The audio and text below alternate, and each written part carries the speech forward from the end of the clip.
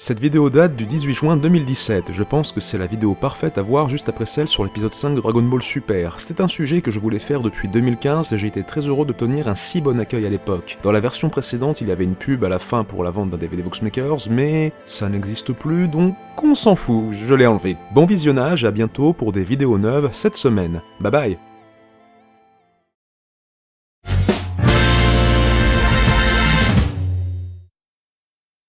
Bonjour à toutes et à tous, ici Light Moderne. Il y a à peu près 2 ans, j'ai parlé de l'affaire Dragon Ball Super et de son épisode 5 très critiqué pour ses lacunes en termes d'esthétique et d'animation.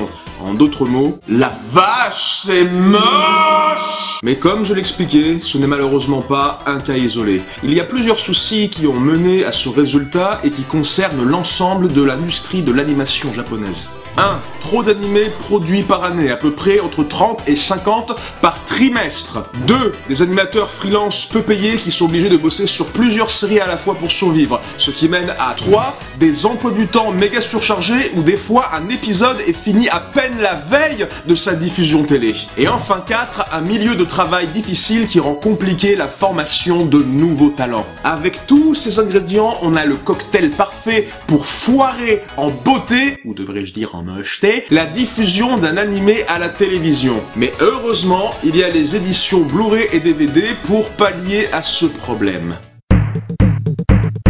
Je pense toujours qu'on exagère un petit peu les problèmes de l'épisode 5 Dragon Ball Super en faisant pause par exemple sur des animations d'intervalle ou ce genre de choses, mais effectivement, on peut constater d'énormes améliorations entre la version télé et la version DVD Blu-ray de cet épisode. Regardez comment sur le Blu-ray, Goku a plus de détails niveau éclairage et ombre, comment ses cheveux et son visage sont consistants avec son design habituel, comment ses muscles sont mieux définis, alors que la version télé, c'est un peu un bordel de petits traits de gribouillis qui équivaut à un vieux fanart par un enfant de 8 ans. Pareil pour cette image-là, même souci corrigé. Remarquez que là, Goku a des mains d'être humain, alors que sur la version télé, il a des espèces de moignons avec des petites ratures dessus. Ici, vous constatez le rajout de flou de mouvement sur le bras pour donner plus d'impact et de dynamisme au coup de poing de Goku, tout en lui donnant une expression faciale plus colérique, alors que sur la version télé, faut pas se mentir, il avait juste l'air vaguement agacé, voire bourré. Et on finit en beauté avec Goku qui cette fois a été bien mis derrière Beerus après son coup de poing, au lieu d'être collé sur son côté en ayant triplé de taille. Et faut pas se moquer, c'est super difficile les perspectives. Après, ce genre de soucis concerne des tas d'autres animés. C'est juste que la plupart du temps, les gens ne remarquent pas parce qu'ils apparaissent de façon plus sporadique. Et aussi parce qu'ils en ont rien à foutre vu que c'est pas Dragon Ball. Mais je vous assure, elles sont bien là. Prenons l'attaque des titans par exemple. Là, on voit clairement que les personnages sont plus propres, plus détaillés et plus soignés dans la version Blu-ray DVD. Puis observez ici les doigts de Levi. Avant d'avoir des doigts normaux et fonctionnels, le pauvre devait tenir sa tasse avec des saucisses knacky. Quant à ces deux personnages, c'est simple, on dirait que c'est même plus les mêmes personnes en fait. Et encore, je vous en passe plein des exemples. Je vous ai pas parlé en détail par exemple de Sailor Moon Crystal avec son héroïne qui a rectifié sa tête d'alien de Roswell, ou même de la scène du bar à brochettes dans Black Lagoon. Là c'est simple, ici t'as un repas consommé par des humains, et là t'as quelqu'un qui a chié sur une table devant des cadavres en décomposition. Mais après, je vous rassure, toutes les corrections ne sont pas aussi drastiques.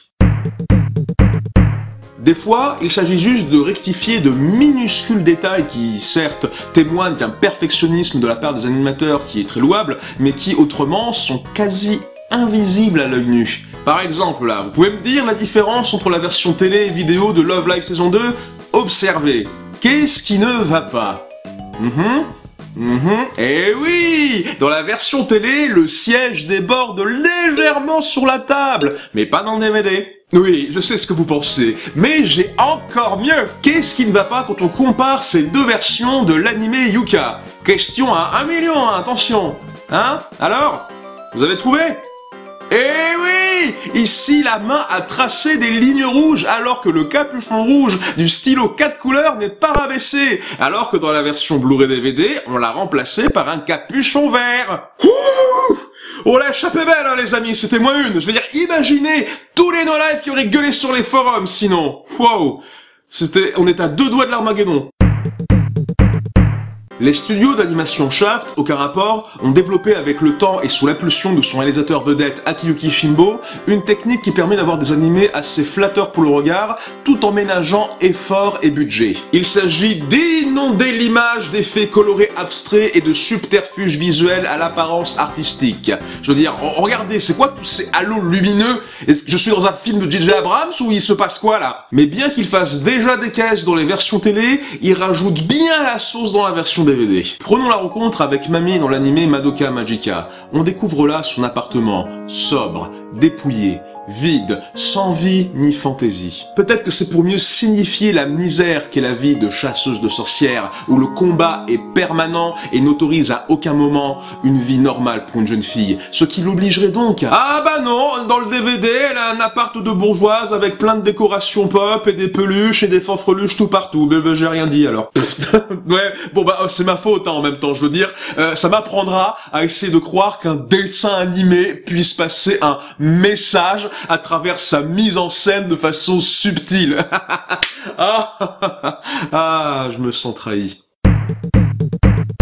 Des fois, un studio est tellement dans la mouise en termes de main-d'œuvre, de temps et d'argent qu'ils sont obligés carrément de changer de style d'animation. Prenons l'ouverture de l'épisode 9 de la série Mekaku City Actors. Là, vous voyez la version Blu-ray. Rien d'anormal, vous allez me dire, tout va bien, un animé très classique dans son chara-design et son style. Eh bien, reprenons le même passage dans la version télé où tout est en image de synthèse horrible, stérile, rigide, sans vie. Et plus je vois ce truc, plus j'ai envie de mourir. Enlevez ça, s'il vous plaît! Wow. Bon, comme vous le voyez, la différence est majeure. Moi, je suis pas du tout contre l'utilisation de la 3D dans un animé, mais là, l'écart stylistique est vraiment gigantesque. C'est pas possible. Je veux dire, regardez ici, les gamins, ils ont même pas les mêmes proportions, ils ont même pas les mêmes vêtements, on dirait que c'est des personnages totalement différents, en fait. Et quand je vous dis que l'animation est stérile et sans vie, j'exagère pas. Je veux dire, comparons ces deux passages. Là, vous pouvez observer dans la version Blu-ray, deux enfants joyeux au regard émerveillé. Là, dans la version télé, vous pouvez voir deux poissons morts.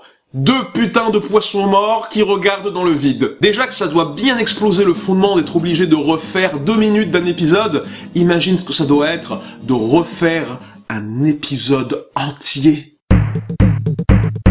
Très peu de gens connaissent cette série alors qu'elle avait pourtant tout pour plaire. Ça devait être un genre de Slayers mais où l'univers de fantasy est remplacé par l'espace intersidéral. C'était même basé sur une saga de livres du même auteur que Slayers. Sauf que la série était maudite de chez maudite, avec des problèmes de production insurmontables, comme un budget vraiment minuscule, un planning archi serré imposé par le client, la nécessité de délocaliser le gros du travail chez les studios étrangers, et il y a même des rumeurs qui parlent d'un incendie dans le studio qui aurait détruit les travaux initiaux des premiers épisodes, mais là je suis pas sûr. Cette série n'avait que des problèmes, au point que l'épisode 4 de la série titré Yashigani Ofuku est devenu légendaire pour son animation foirée qui a été confiée à un studio d'animation coréen nommé Sanho et qui n'a jamais été vérifié ni corrigé pour sa version télévision. Foiré à quel point vous allez me dire? Eh bien au point que maintenant le mot Yashigani est devenu synonyme chez les otaku d'animation giga merdique.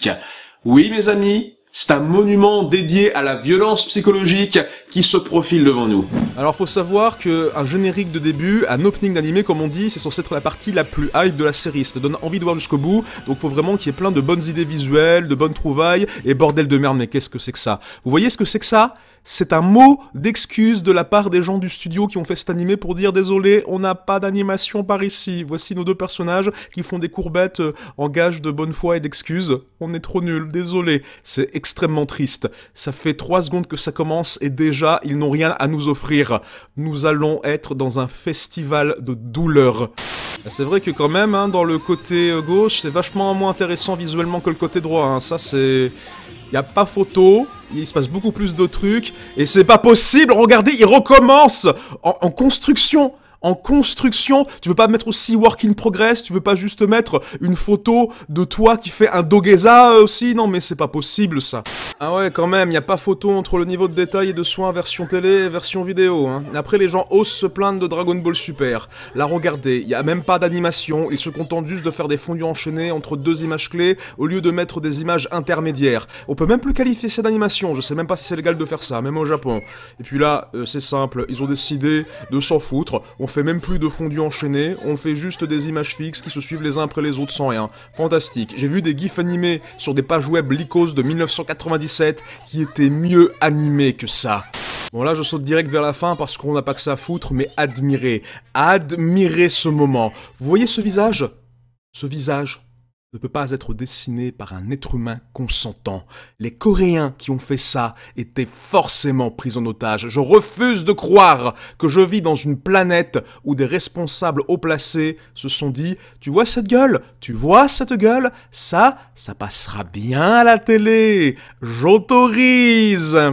Comme vous l'avez constaté, c'est même plus le jeu des 7 différences, c'est le jeu des 2 ressemblances. L'épisode a dû être refait dans sa quasi-intégralité pour sa sortie en laserdisc. Oui, pas en Blu-ray, pas en DVD, sur laserdisc. C'est pour vous dire à quel point ce genre de problème remonte à loin dans l'industrie de l'animation japonaise. On est limite à un stade où les studios pourraient utiliser ce genre de problème comme argument de vente, du style « acheter nos DVD Blu-ray, c'est moins à chier qu'à la télé ». Tu vois ce que je veux dire? En même temps, avec un système de production japonais où les sponsors se font beaucoup plus d'argent que les studios d'animation qui exécutent leurs commandes, eh bien ces derniers essayent de gratter de l'argent comme ils peuvent, là où ils peuvent. Ceux qui ne supportent pas l'idée de devoir se contenter d'une version lacunaire et tronquée vont devoir passer à la caisse pour enfin voir leur animé préféré dans des conditions décentes. Mais d'un côté, si avec ces sorties vidéo, les studios peuvent enfin pallier à ce problème de planning pour enfin montrer un travail dont ils peuvent être fiers tout en ayant le support de leurs fans, peut-être qu'on peut voir ça comme une solution temporaire en attendant que l'industrie se ressaisisse. D'ailleurs, vous savez quoi? Avec une économie aussi rude et aléatoire que celle de YouTube, peut-être que je devrais m'inspirer de ce système pour pouvoir moi aussi gagner ma vie de façon plus sereine. Enfin en Blu-ray et DVD, les chroniques de l'ermite moderne, où on a corrigé tous les trucs moches et chiants. Mais ça, ce n'est qu'un chien. Et ça, ce n'est qu'un canard. Des enfants morts, yé. Des enfants morts, yé. Mais si vous votez pour Goku dans Smash Bros, c'est pas grave. Je vous aime quand même. Congélateur Sama, mais congélateur ça marche. Mais c'est un chien qui fait de la guitare. C'est cocasse, j'aime bien. Je me sens un tout petit peu vexé.